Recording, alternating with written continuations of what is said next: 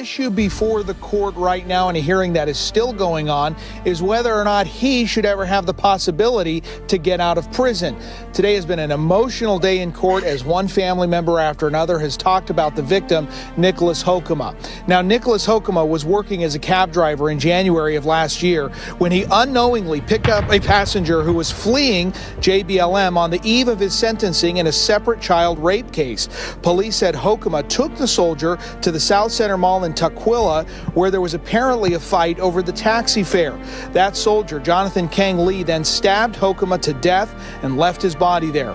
Hokema's family has been outspoken about their frustration that Lee was not confined before his sentencing on the other case.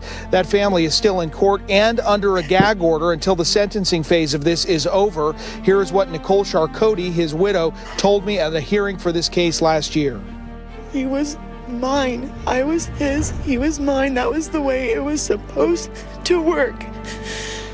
And it didn't because of other people's blatant neglect and stupidity. That kind of monster took Nick away from me.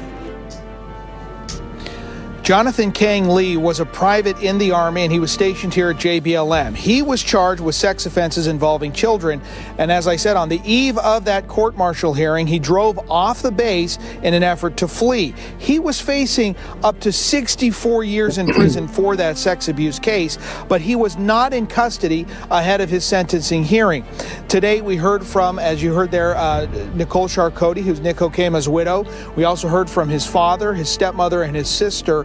And as I said, they are all under a gag order. They can't talk about this case until the sentencing phase is over. That's what a judge has determined. A sentence could be handed down sometime in the next hour. If that does, we will bring it to you when it does. But we're also waiting to hear from the Army prosecutors, and there is a potential, I'm told, that this hearing could go on until tomorrow. But again, the issue here, whether or not he'll ever be given the chance to get out of a military prison. For now, reporting live at JBLM, Jeremy Harris, KOMO News. All right. So this is Specialist, well, now privately. He was a 13 November in the U.S. Army. He was stationed out in JBLM out in Washington State. Apparently let me back it up for a minute. He's a 35 November, for all you military guys out there, 35 November signal intelligence analyst. Basically, his job was foreign communications, collecting monitoring systems and collecting data to report back to the commander. So that's what his job was. He had multiple jobs under that 35 November umbrella, but that was his primary job, signal. So yeah, I'm not sure if you guys heard about this story, but it's kind of crazy. He was convicted of, let me just pull my notes up right here. He was convicted of, as you probably know, he was convicted of sexual abuse from, I guess, his previous relationship. Now, he had two stepdaughters. One at the time he was convicted, they were 8 and 4, and he got sentenced to 64 years in prison for that by a military judge.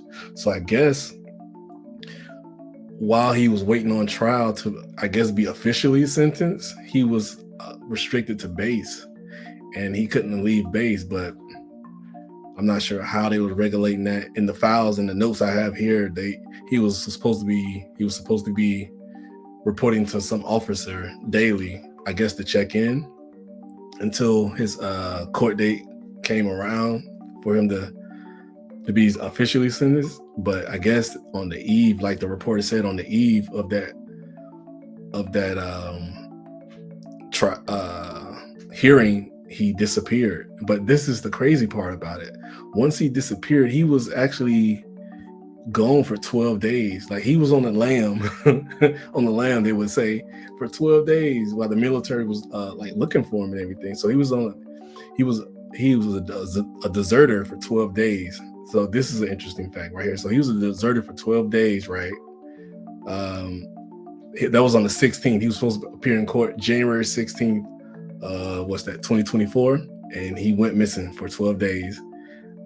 They say he drove off the base in a 2011 Honda, but I guess the Honda privately said this is what he told the military judge. Privately said the car that he drove off base with, I guess, broke down.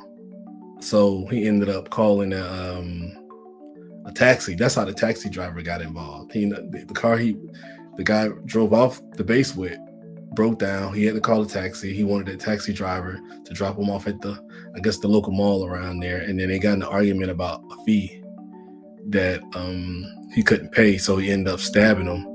Yeah, that's a horrific story. And like I said, he was sentenced to 64 years on top of, he was already sentenced to 64 years. He was going to do 64 years regardless. But now the murder charge has happened. So now he's sentenced to life in prison. He's never getting out. What else do we have? He's never getting out. And you heard the girlfriend in the video crying and everything. That's wild. So what do you guys think about this? Like, do you think the military is safe? I mean, I've done some years in the military and it seemed pretty safe to me. I mean, I as a guy in the military, it really, let me take that back. I mean, it can be unsafe for everybody, but from my personal experience, I never really ran into any issues with anybody trying to sexually abuse me or like haze me or anything like that. But it can happen. It can happen. So yeah, this is just an unfortunate situation right here. But stuff like this happens all the time in the U.S. military. I mean, it's kind of getting worse and worse by the day. So tell me what you guys thought. Tell me what you guys are thinking. Like, this is a new thing I'm doing for my channel. I'm still doing a copywriting thing, but this is something I'm trying to test out and see how it is. Like, it'll get better over time. So you guys tell me how it went, and I'll catch you on the next one. Peace.